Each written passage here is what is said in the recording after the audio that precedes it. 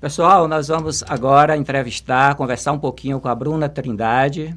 Bruna é egressa do Programa de Pós-Graduação em Estudos Linguísticos da Universidade Estadual de Feira de Santana e é a mais recente, né, premiada pelo Prêmio CAPES de Tese, Letras e Linguística. Eu queria que você traçasse um pouco essa caminhada em torno dessa pesquisa que chega à premiação da CAPES.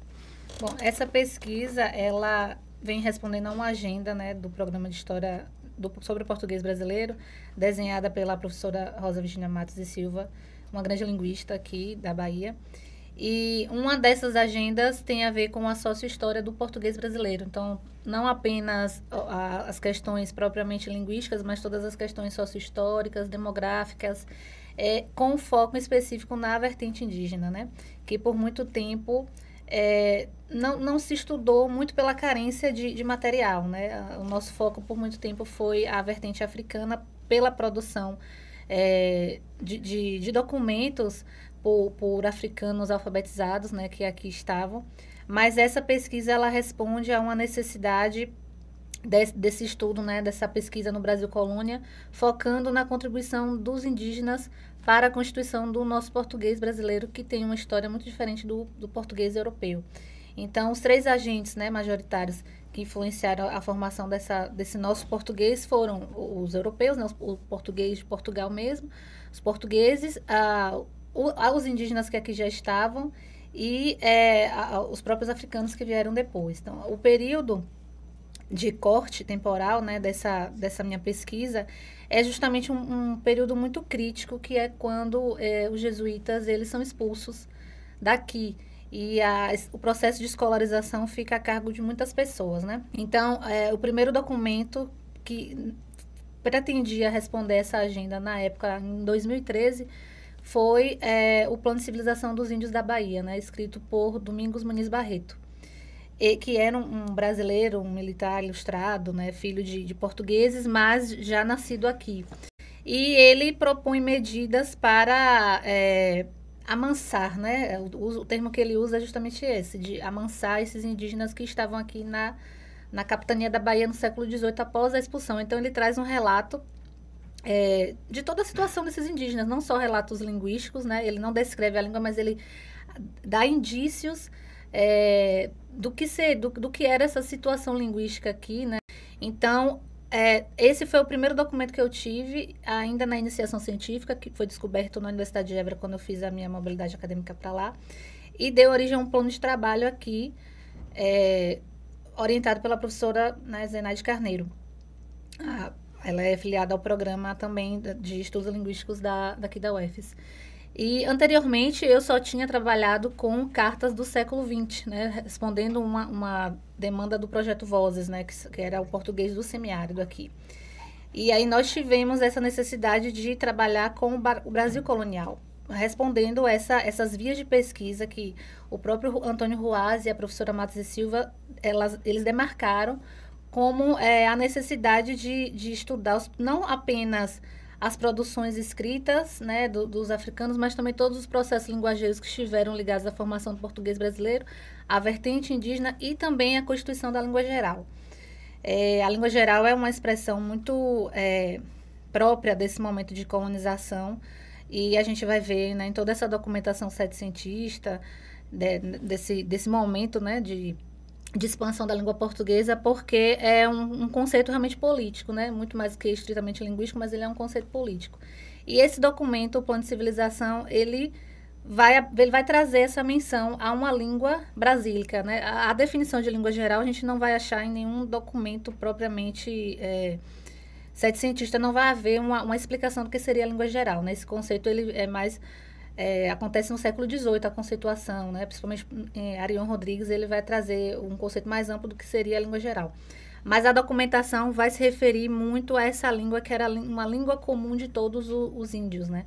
Que era uma língua de matriz indígena, que foi influenciada pelo contato, ela sofreu contato com a língua portuguesa, né? Então, nesse processo mútuo de contato do português com as línguas indígenas e das línguas indígenas com o português, nasceu o que se entendia na documentação como língua geral, às vezes era chamada de língua brasílica, ou língua de todos os índios.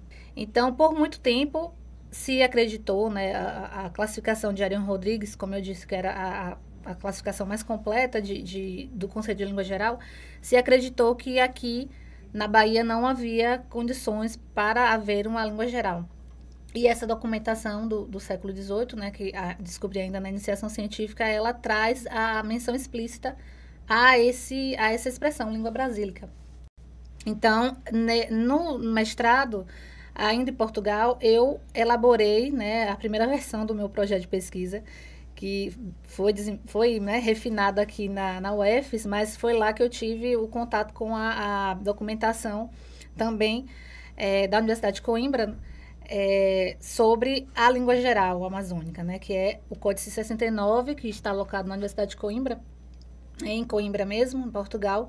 Então, esse foi a primeira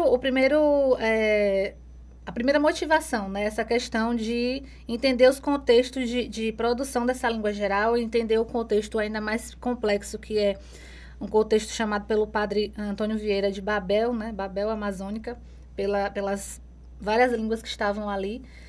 E um documento escrito, né?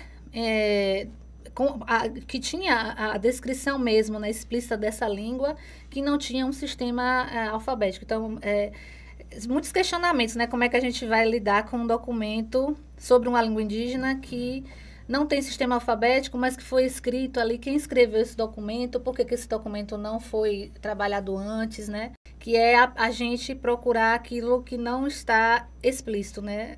São os não ditos, mas os não ditos da própria produção desse documento. Esse documento, inclusive, ele foi catalogado como anônimo, né? Hoje, a partir desse trabalho, nós já descobrimos que ele não era um documento escrito por portugueses, por exemplo.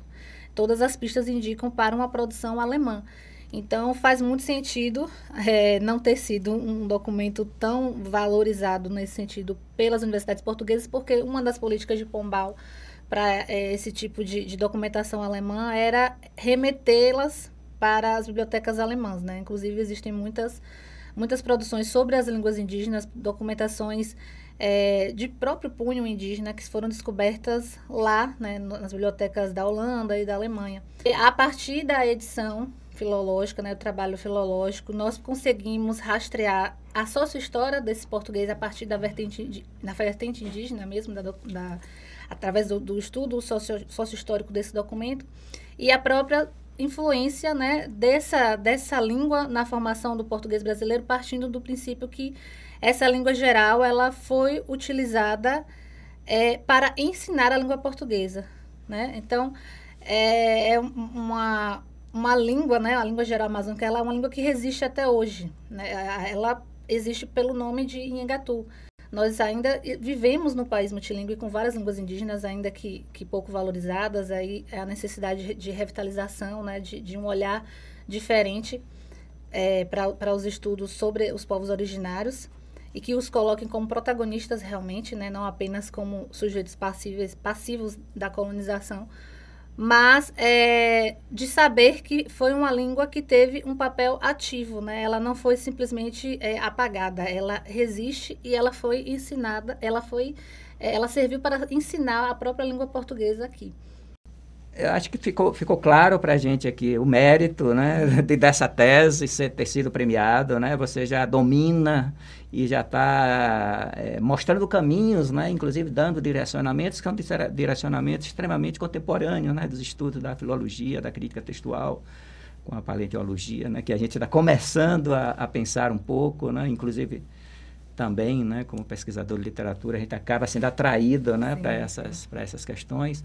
Então, eu queria que você finalizasse fazendo esse convite, talvez, né, a novos pesquisadores que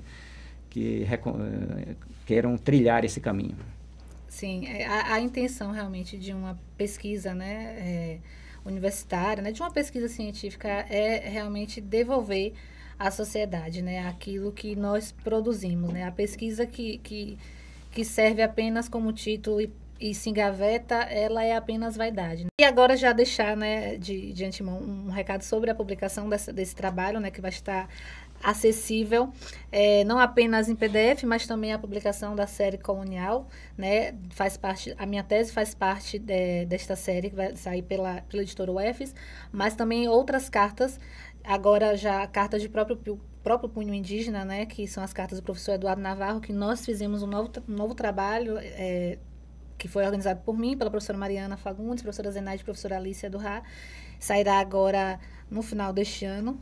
E convidamos a todos, né, para conhecer esse trabalho, para estarem inspirados, né, com essas pesquisas, porque há muito por se fazer, né, há muito para contar sobre a história do nosso português aqui, que é muito mais que uma gramática, né, é uma história muito mais profunda, é uma sócio-história realmente, que está em construção, né, como a própria professora Matos e Silva fala. É isso, muito obrigada. Obrigado a você, Bruna. Despedimos aqui já falando que esse primeiro, né, trabalho nosso aqui foi extremamente valoroso, né? Então, muito obrigado por ter atendido o nosso pedido.